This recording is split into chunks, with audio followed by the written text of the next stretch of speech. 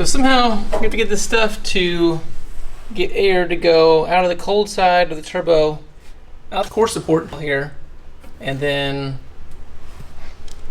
we'll cross the grills. We'll go across the intercooler, wherever we decide to mount it at, and on the other side of the truck, the air will have to come out of the intercooler and be pressurized, and then somehow come across here and not actually interfere with the belts or anything else, or the fan that's going to have to go here, and then turn back into the intake manifold.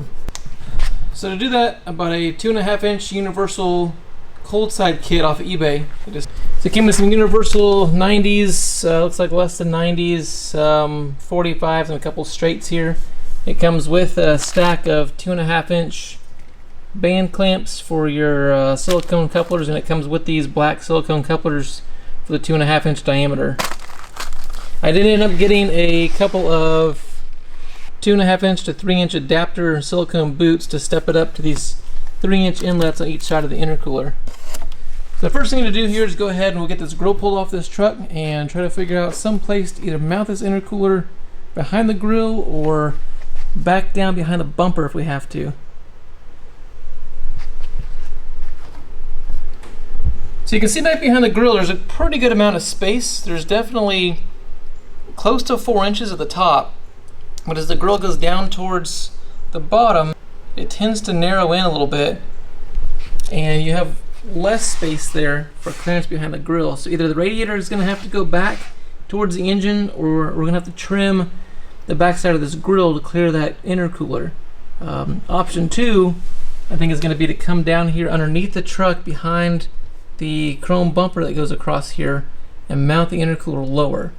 My fear there is that I'm going to have to really cut into this little valence panel, little cover shield there, and take a big chunk out of that, or the intercooler is going to end up hanging down way below the bumper, which then means it's susceptible to hitting like a speed bump or anything low in the road. If there's a tire in the road or something, it'd be real susceptible to getting taken out by that. So I'll go ahead and pull this grill off of here, and we'll do a test fit and kind of see what we can do to smash this intercooler behind here.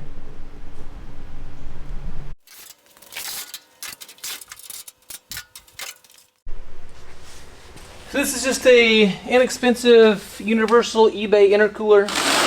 This is not marked by any means with any sort of manufacturer. This is a 3-inch wide core by I think it was like 11.5 by 31 inches wide. So it's not a small intercooler.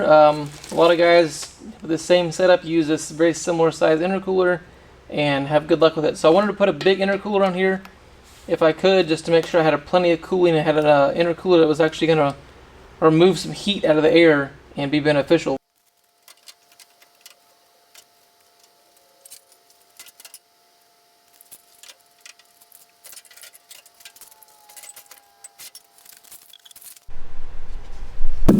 Alright, so I pulled the 2 inserts out of the grill since they were getting in the way anyways, and the grill needs some attention, has some cracked panels in it.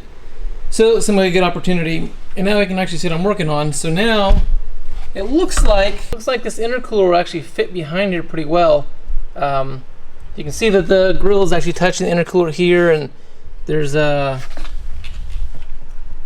spacer on the bottom that is not allowing the grill to go back like it should. I'll show you on the side of the truck. So you can see on the side here that the grill's being pushed out. It looks like probably an inch or so there. So I'm going to do is just cut this center tab off of this grill. So this mounting tab that sticks back off the grill here, and then there's a tab, corresponding tab on the truck that the grill bolts to. So I'm just going to cut these off of here. I think the grill's plenty stiff for what I'm going to do with it, and it shouldn't need an extra tab by any means. So I'll lop those off of there and see how much. Okay, so we're closer. I had to trim the 2 grill insert mounting tabs off of the inside here. So that obviously is going to mean that I'm going to have to trim that insert a little bit more as well, but it's touching a little bit here on each side, and then the nice part is it kind of widens out. So my plan now is to just kind of come in here and trim this a little bit. So you can see on the sides here we're getting real close to the grill actually fitting up against the truck like it's supposed to, but you can watch the grill as I press on this, and it's pivoting around the inside of that intercooler, so it's still twisting and kind of got some pressure on it there. So I try to put the camera where this is pretty obvious. What I'm gonna do, I think, is try to make this like a neat trim line here to give myself some clearance, and try to like make this blend so it doesn't look it's quite so hacked up looking.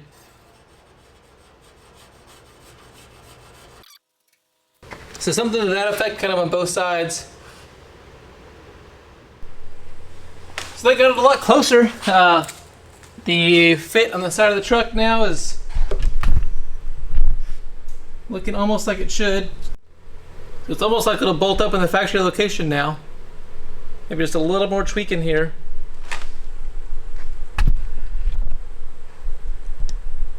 And this grill has got, it's been popped in here, so I might need to go back and kind of straighten this out and try to make sure this grill is going to sit in here with the final pieces and tabs like I want it to. So I'm going to change this header panel and put the green one back in here, so it looks like it matches the rest of the truck and fits like it should. So maybe I'll put that on now, and any sort of little fitment oddities will be taken care of. You can see it's fitting real close here. That's a little bit closer than I want it to, and of course that means there's really no room for the silicone boot to clear the firewall, and this the intercooler is actually touching the radiator here, so it needs to come out, at least have like an 1/8 inch clearance there, I think. And then, so maybe I'll just come in, put a nice straight piece of tape in here, and try to trim this tab off straighter.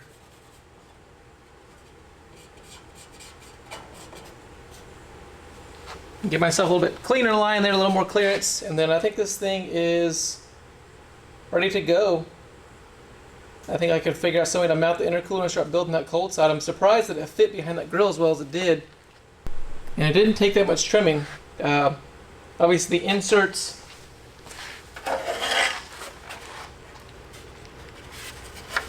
to figure out how to put these back in here is going to be a bit more of a challenge.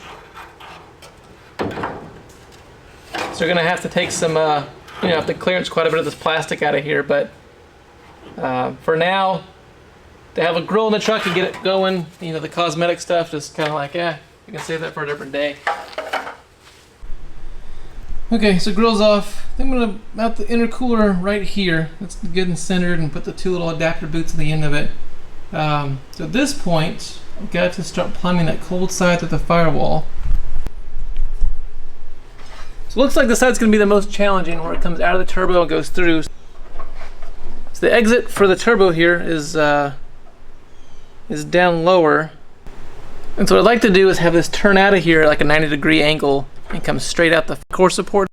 The challenge is, and I'm not sure how well this is going to show up on camera, is that this part of the intercooler on the external outside of the front core support here is about 4 or 5 inches higher than that exit for the turbo. So I guess my choices are either try to turn the turbo plumbing across the top of the engine and go across that way and then out, and have the intercooler just route kind of this backwards route, which seems like I'm going to end up with some extra piping and stuff. I really wanted to keep everything on this side so that this exit went down to the core support. That means it's going to have to make like a little snake shape where it goes down towards the ground and then kind of S's back at a 90 and then comes back up like almost like a U, I guess, at that point, and then turns to another 90 out the core support. So I'm pretty sure that's what I want to do. So I think what I'm going to start is I'm going to take one of these 90s that came with the kit, and I'm just going to shorten it, and then try to figure out how to run this through the firewall. Yeah, come up with some method to turn that thing through the core support and make it fit up with using the least amount of silicone couplings as possible here. So I'll go ahead and shorten this piece up and maybe tack weld it back together, and then we'll see what it looks like. So that 90 that I had, all I did was take a section out of the center of it here, and now I'm just going to weld the flared rolled end back onto the end of the pipe so that I have something to actually So the hose clamp actually has something to bind onto here on the end. So what I'm going to do is just go ahead and tack this in a few places around here. That way if I decide it doesn't fit, or I want to move it around again, or I don't know, maybe come back and try to cut this down even shorter, it seems like a bad idea. But regardless, we'll just put a couple tacks on it and hold it in place so I can mock this thing up.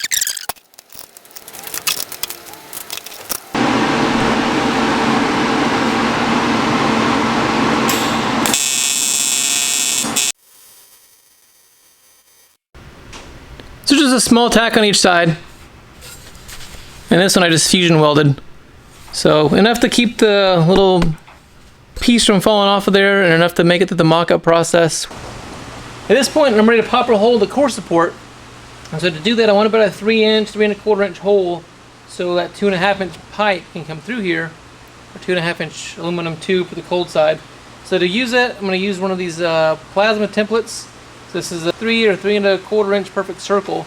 The cool part about these little templates is that you can put them on whatever you want to put them on, and then you just take your plasma cutter and you run it right around the inside, and it makes you a nice perfect circle, as the plasma cutter tip just basically follows the inside of the ring as it goes around there. Oops, if I can hold steady. We'll go ahead and, instead of using a hole saw, I'm just go ahead and use this and see how it goes.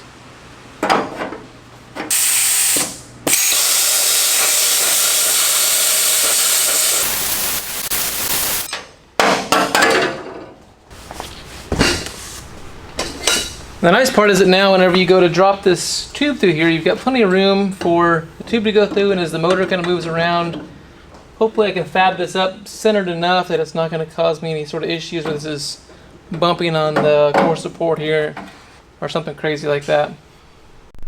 And onto the next pipe going through the core support. I think what I'm going to do here is use one of these 90s that I have and let it just come through the core support. And then I'll end up cutting both of the bead rolled ends off of these pipes and welding them together down there.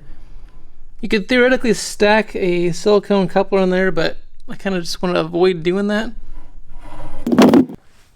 So this will give me the ability to have one of the 90s go through the core support and tag into the pipe we're just looking at there, and then turn up. Now the problem is it's sticking out probably 4 inches or so ahead of where it needs to be. So when I lop this end off of here, I'll just cut off about 4 inches, and then that'll hopefully put me in alignment to where this up pipe will line up more directly in line with the intercooler when I need it. And then I can put another 90 on it and turn this over. And I might end up having to find like a 90-degree coupler or weld another 90 in here. We'll see what happens in a minute. So to reconnect this thing, or to finish connecting this turbo outlet pipe here to the intercooler, I'm gonna make a 90. So I bought this piece of 180 here that my hope was to just splice in half right here and use that to make a 90 for this side and a 90 for this side. So what I'll do, just put this on the bandsaw like usual. We'll just lop this straight in half. Just use the old zip tie trick here, trying to make this as straight as possible.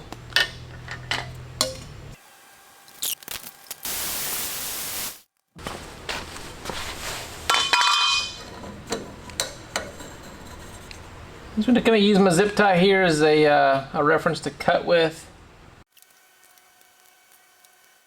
Okay, so what I'm going to do here is just cut this off to get this piece to lower down to be a little more in line with this boot here. And then I'm going to take off this section in the center to short the length of this runner.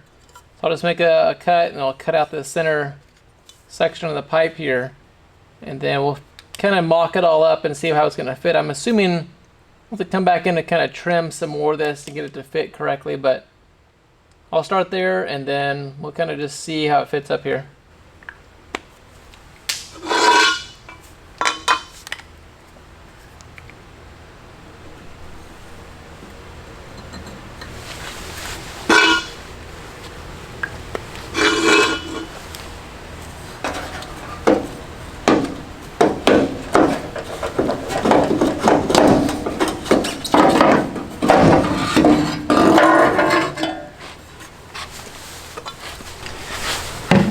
So a little trick here I used to assemble these things is take some degreaser or Windex, whatever you got laying around, and just put a little bit inside these boots. It makes your test fitting go way quicker, way easier.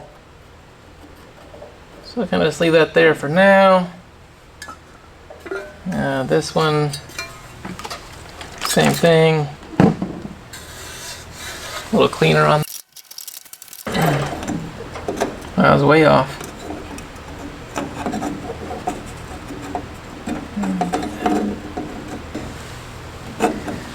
So it looks like trying to make this tight bend radius isn't going to quite work. So what I'm going to have to do is come back here and take out a like a pie shape out of the center section here, and then weld it back together. Probably not this extreme, but I'll start out with something like this. The markings are kind of messy here, but we take this line off, we take this line off. There you go. So you can see that by taking this more of a chunk of metal out here and hardly any metal at the top, these pieces should kind of fold over here and start to get more in line with this bend radius that we want it to be in. So I'll chop those out and we'll kind of see where we're at.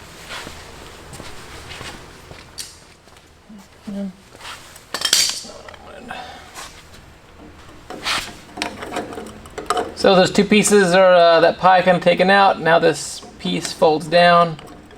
It's getting closer. Still not where I need it to be. So maybe I can take a little off the front of this one and move the whole thing in a tad more.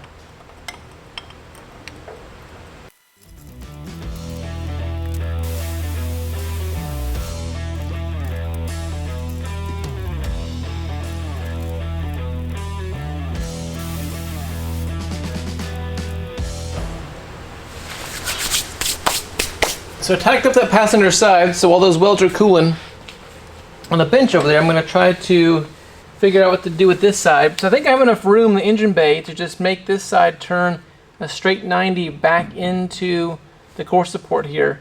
And so you can imagine like a 90 this way, just going straight back through the core support here. It's kind of what I want to do. It's kind of my vision. These two bolt holes are here, the two bolts coming through. You can see there's an inner fender well that runs, well, you can actually see it through the hole, through the, I can touch the top of the inner fender well here, and it comes over and then it turns down. And so what I want to do is avoid that, but this is all hollow space back behind here.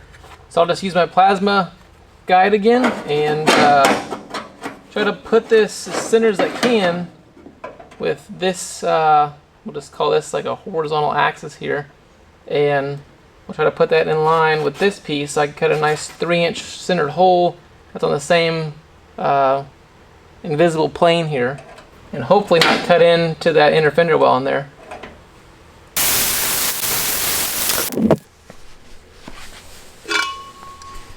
So I decided last second to move that hole over. I'm kind of glad I did because that inner fender well is right there, and looks like it's going to put this piece a little bit more in line with having some more free space here.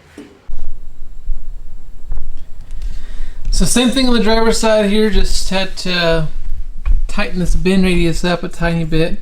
So now, oops, if you kind of look through the core support, you can see that this pipe is like a 45, and it's going to kind of go back towards the intake manifold there. So if I kind of cut this and like put a 45 in here somewhere and reclock the boot that's on the intake manifold, it looks like this will line up here pretty easily. Kind of zoom out a little bit.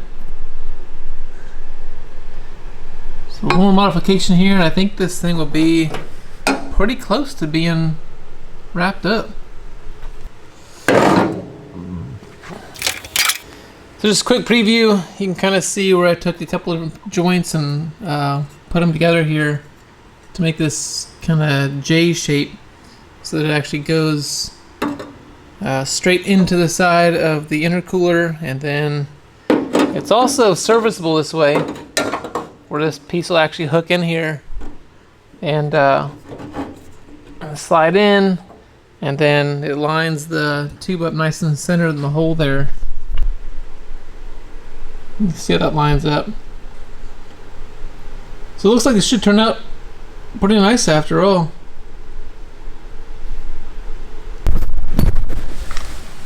So quick update on fitting this final little connection together here.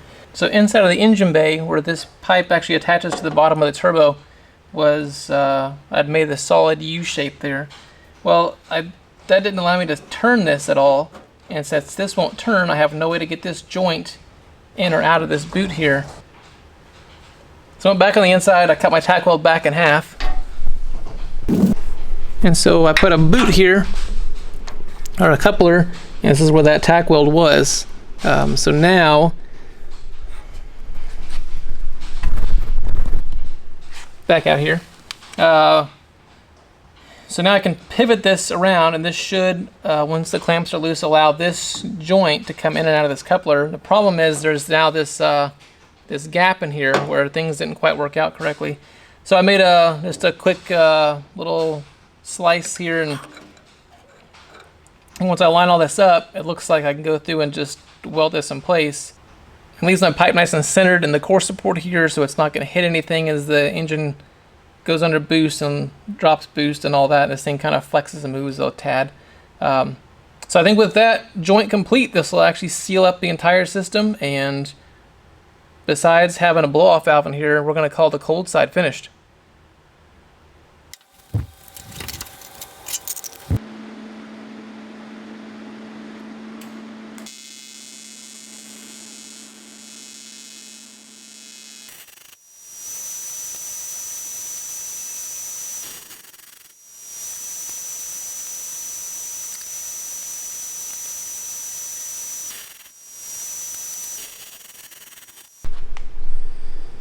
Alright, I'm going to call this one done. All the connections are made. I went ahead and test fit all the clamps on there to make sure everything's going to, lock down and kind of bind where it's going to bind. And so it thinks, even for just having 2 loose screws in the bottom of that intercooler, this thing's surprisingly solidly mounted. So once I tighten the screws up on the bottom, and probably put a couple more screws in the top here just to make sure this thing doesn't move a whole lot, it'll probably be a good idea, especially for driving this thing down the road and having to be pressurized and unpressurized and all that. Even my welds with a little gap I had to put in here turned out pretty good. I was pretty concerned putting that small ring and that aluminum tubing was just going to be a big old melty mess, but looks like it turned out real good, and everything's centered up in the hole real nicely. The clamps here, oh, there it focused. So the clamps here, got everything tightened up and snugged up just to make sure it's all going to fit. Everything looks like it's going to fit real well. So my weld joints turned out that they're all away from these couplers enough that the coupler can grab and I think be effective on there. Guess time will tell once you pressurize this thing and it blows up or something. Come over to the driver's side, and the piece that comes to the core support again turned out nice and centered, and even the pipe turned out pretty square in the engine bay. Got pretty lucky there, I guess. So everything's tightened up, clamped up, and like I said, it probably needs a little more support on the top there just to make sure that intercooler stays in place. But all in all, weld joints are all complete. Hopefully there's no leaks in the system. I guess I should build a pressure tester like most guys do and pressure test the thing, but maybe we'll do that if we find a problem. Right now, I'm more concerned with getting the engine started and making sure the thing runs versus making sure I've got every possible PSI of boost going into this thing. So with that, we'll call the cold side finished and call it a day. So I just want to go over real quick all the stuff I had left over from that universal kit that I bought off of eBay. So it has like 2 of these, what are these, like 80-degree fittings. These aren't quite 90. Maybe they're like 75 or something. So 2 of those that I didn't touch, 2 straights, a 45, and then just some random pieces left over that I had to kind of cut and shorten. Looks like there's 2, 4, 6, 7 silicone couplings there, and a whole host of clamps. So all in all, if you're trying to make a decision on whether you should buy the pieces individually or if you should go ahead and just buy one of these universal kits, I'm not sure what the best bet is here. And I'm sure I could go through and add up all the pieces and parts and add up what it costs to buy the pieces individually versus the stuff that I have left over that came with the whole kit. So the whole kit was like $100 and something. And I think going through and buying all the clamps, all the couplings, and then all the pieces of pipe would probably outweigh the $100.